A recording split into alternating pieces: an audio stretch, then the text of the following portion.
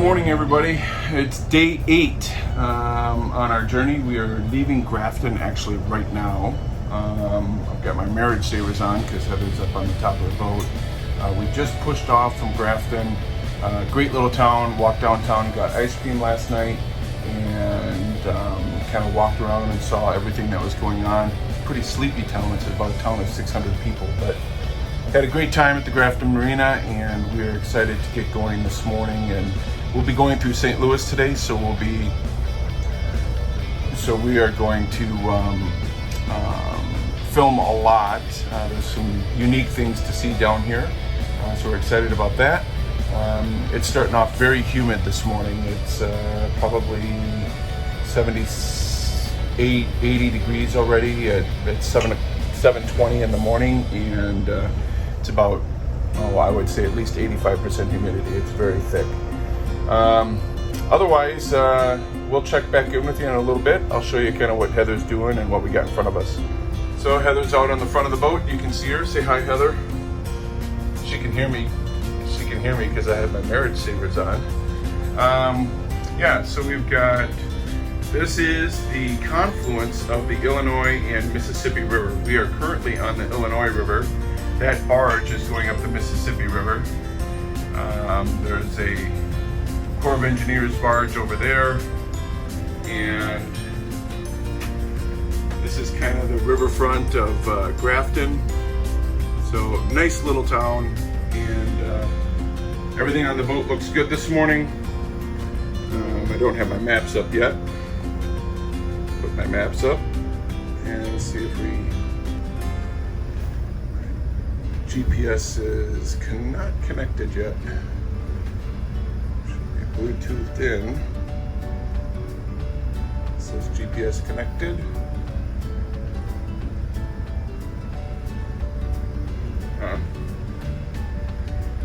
Yep.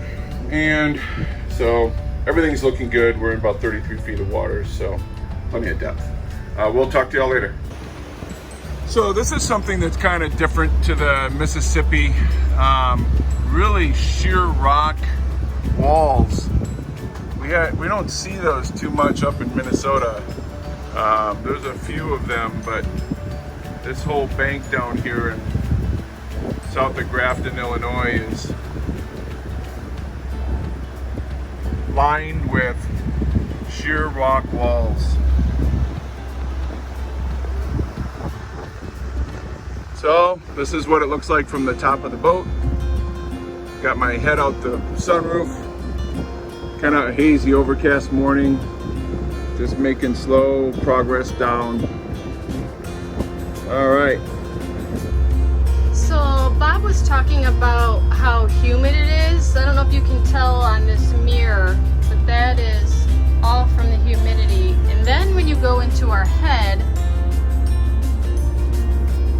look how steamy it is. And even that, well, you probably can't see on there very well on the sink, but yes, it's all steamy. And this is not from anyone taking a shower. This is just the morning. Crazy.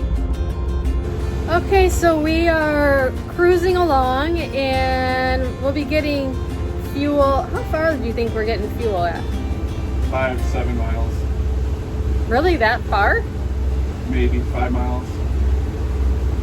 All right, so I'm just sitting here chilling, and I look at me right now, I know me, and then I'm looking at my husband, and you got to see what he looks like.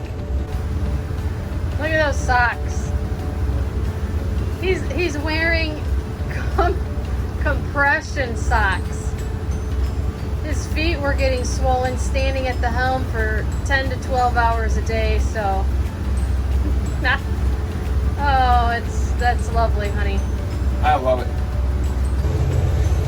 Yeah, Heather's laughing at my compression socks. Old man problems. You're a shit show. I am a shit show.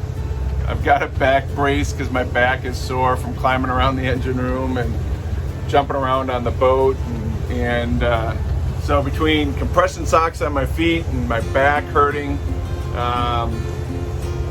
it's not all it's not all fun and games on the boat. My feet were so swollen in standing in the heat for 10 hours. I couldn't even get my Crocs on. So, but now I'll have Crocs with socks. Oh my God, Man, this is awesome. I am totally wearing my Crocs with socks. Yes, yes. I'm not, you know how freaking hard it is to get these compression socks on your feet? Yes, I do. Right, I could hardly get them on this morning, so damn straight I'm keeping them on. I'm gonna be an old man wearing long black socks and my Crocs when we get fuel. I'm gonna embarrass the hell out of Heather. Oh God, no. So hopefully that's as bad as it gets health-wise. Otherwise I feel pretty good. But between the chronic backache and my cankles swelling up to the size of elephant feet, hopefully these help. So anyway, we're about 4 or 5 miles out from getting fuel, and we'll show you that when we get there. So we've also had a couple of questions about yesterday when I showed you the route of the Great Loop and why we chose to go down the Tennessee Tom Bigby. The vast majority of loopers take the route we're going to take. The primary reason is once you get south of St. Louis, the Mississippi River is almost 100% industrial. There's no, got to turn down the radio here a little bit, sorry. There are no recreational marinas, there's nowhere to get fuel. It's all industrial for barge and commercial traffic. And the commercial traffic on the lower Mississippi south of St. Louis gets exponentially higher, and so there's additional risk there with these massive towboats that are pushing barges through the water. The Tennessee Tom Bigby River and canal system is smaller. There's still barges on it, but it's nowhere near the same amount of traffic. And there are a lot more small river towns that have marinas and city docks and places to get fuel. So that's the main reason why the majority of loopers go down the Tennessee Tom Bigby. More scenic, more fuel, better marinas. So, all right, that explains that. All right, we're getting ready to come into Alton, Illinois. This is the Clark's Bridge. I don't know, that's Argosy. I don't know, it looks like a big ferry boat of some sort. I'm not sure what that is, but looks to be some sort of resort style event there. Anyway, the Alton Marina is right up there. We've got to figure out how to get in there this morning to get some fuel.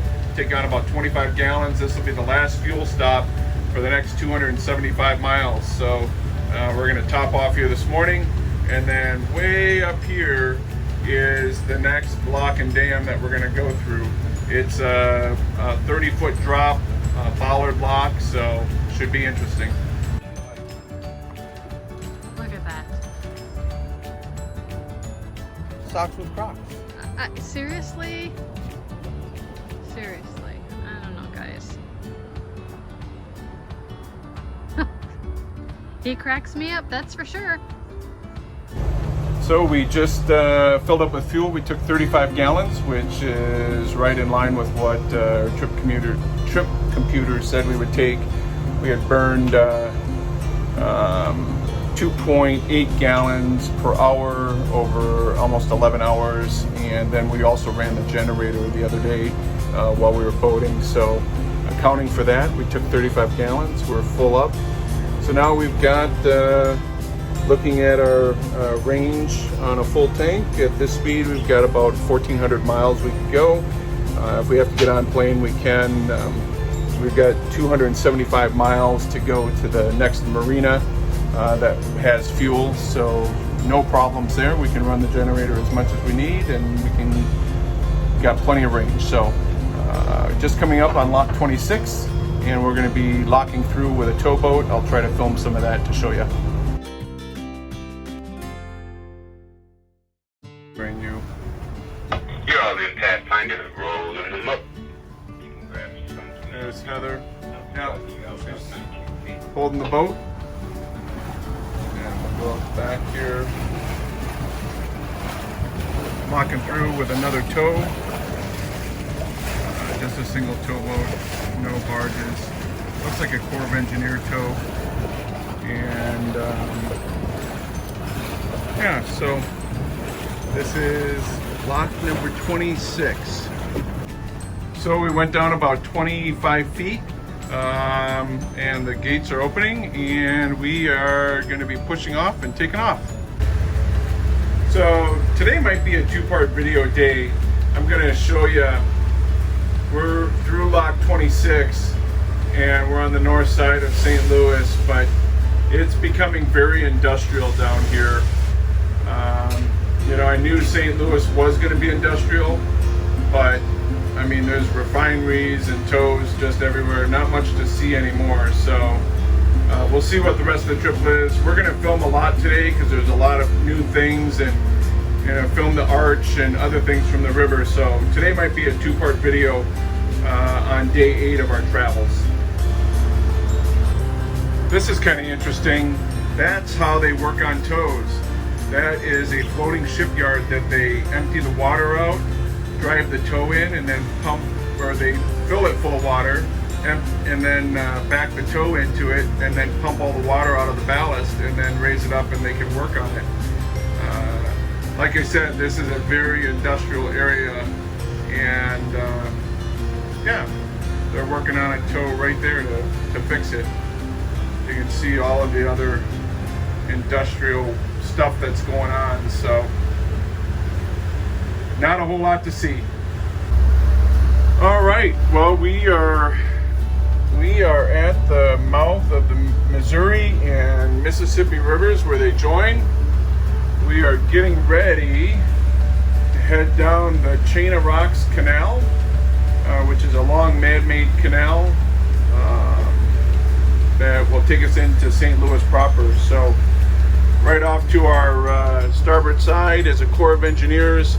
It's the boat name is called Pathfinder, and this Corps of Engineers boat, they're the ones that drop the buoys in the river for navigation. You can see the red and green buoys, and the guys, they're going to get ready to start some work. So they just waved at us and we're filming them. So yeah, pretty interesting work here. We're going to pass them and head down the Chain of Rocks Canal. What do you think, Heather? I don't know, I'm wondering what this canal is all about. I'm just watching the depth because I know they're over here going to be dropping buoys because they're saying it's shallow, even though it's... Yeah, it was 9 feet shallow. We'll be fine, so. I'm not watching the depth, she is. Thank God somebody is. So the Mississippi continues on that way. We're getting ready to go into the Chain of Rocks Canal, which is all man-made, very straight, about a 3 or 4 mile canal. And back there is where the Missouri came into the Mississippi. And we picked up about 2 miles an hour. You can see we're going about 11.2. We were going 11.6 earlier, just with the additional stuff from the Missouri. So all the gauges look good, and this is exciting. We're coming into St. Louis. Can't wait to show you the arch. We can't wait to see the arch from the river. We've seen it a lot from the road, but never from the river. So that's going to be very, very cool today. But you can see down there, that's no longer navigable from the Mississippi, or for boats on the Mississippi, at least big boats. You got to go down the Chain of Rocks Canal. All right, we are on the Chain of Rocks Canal. This is Highway 270, which is called the Dual Highway Canal Bridge. And then the second bridge there is the old Chain of Rocks Canal Highway Bridge. And you can see this is a extremely straight man-made lock, or man-made canal. Our next lock is right there. At this distance, we're probably 5.5–6 miles out from it. just cruising along on down there, and they'll take us through when we get down there. So yeah, the lock is just extremely long and straight, very boring. You can see all the way back. There is that Corps of Engineers boat way back there, and just continuing on. Heather had the helm while I was down there, so everything's safe. But today's going really smooth so far, so we'll keep on plugging along, and can't wait to show you St. Louis.